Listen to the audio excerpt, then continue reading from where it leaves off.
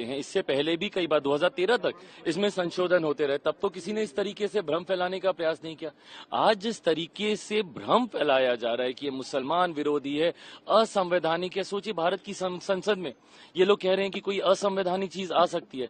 इतनी प्रक्रियाओं से गुजरने के बाद ये सिर्फ झूठ बोल बोलकर एक परसेप्शन बनाने का जो ये लोग प्रयास करते हैं, जो संशोधन हुआ है वो इसको और मजबूत करने की सोच के साथ किया गया।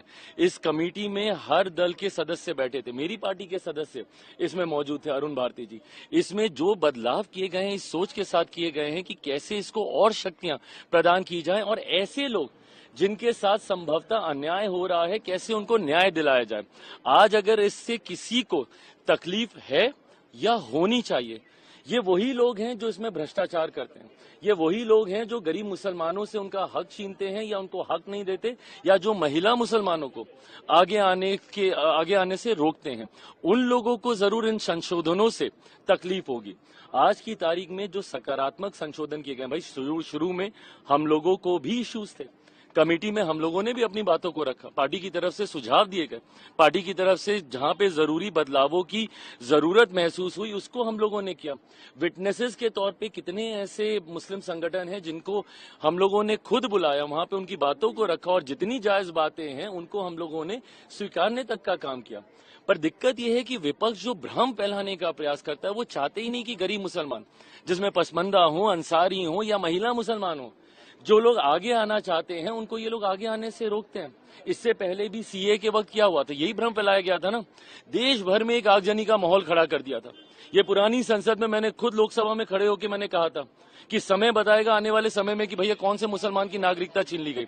एक नागरिकता देने वाले कानून को नागरिकता छीनने वाला कानून बताकर इन्होंने देश भर में आगजनी का माहौल बना के रखा। विपक्ष ने मुसलमानों के बीच इन्होंने भ्रम फैलाने का काम किया, आज फिर से वही चीजें कर रहे हैं। ये बात ये लोग समझ लें भैया, लोक जनशक्ति पार्टी में अपनी बात मैं कर रहा हूं और मैं व्यक्तिगत तौर पे भी अपनी बात करूं, मैं रामविलास पासवान का बेटा हूं। उन्होंने अपनी पार्टी को खत्म कर दिया 2005 में कि एक मुसलमान मुख्यमंत्री बने। उस वक्त क्यों नहीं विपक्ष का कोई सामने आया? आज राजद के नेताओं को इतनी चिंता हो रही है, कांग्रेस के नेताओं को इतनी चिंता हो रही है, क्यों नहीं उस वक्त 2005 में बिहार में इन्होंने पहला मुस्लिम मुख्यमंत्री दे दिया? मेरे नेता ने अपनी पार्टी को खत्म कर दिया, जिसके पिता ने अपनी पार्टी को खत्म कर दिया। मुसलमानों के लिए उस पे तो उंगली उठाई जाती है, उससे नाराजगी भी जताई जाती है। आदर्श मदनी साहब, ये तमाम तरीके के जो ऐसे लोग हैं, ये लोग मुझसे नाराजगी जता रहे हैं, पर संरक्षण किसका कर रहे हैं? जिनके बारे में 2006 सच्चर कमेटी की रिपोर्ट कहती है कि मुसलमानों के हालात क्या हैं देश में। कौन था 2006 से पहले? कांग्रेस समर्थित सरकार है केंद्र में।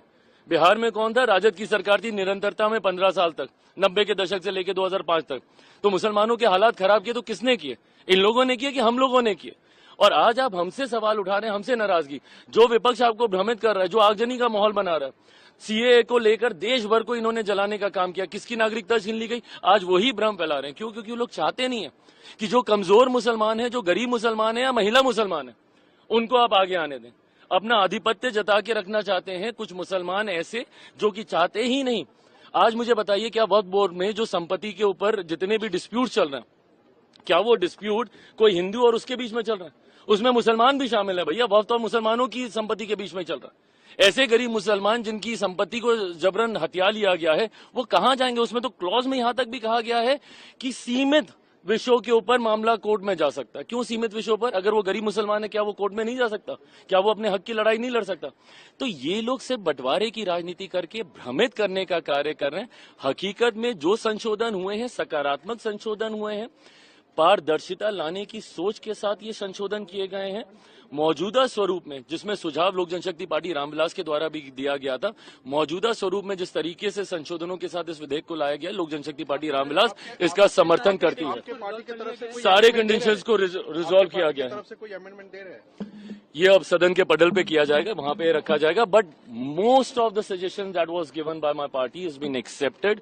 जो हमारे कंडीशंस थे उनको भी रिजॉल्व किया गया है। लोक जनशक्ति पार्टी रामविलास इसका समर्थन कर रही है।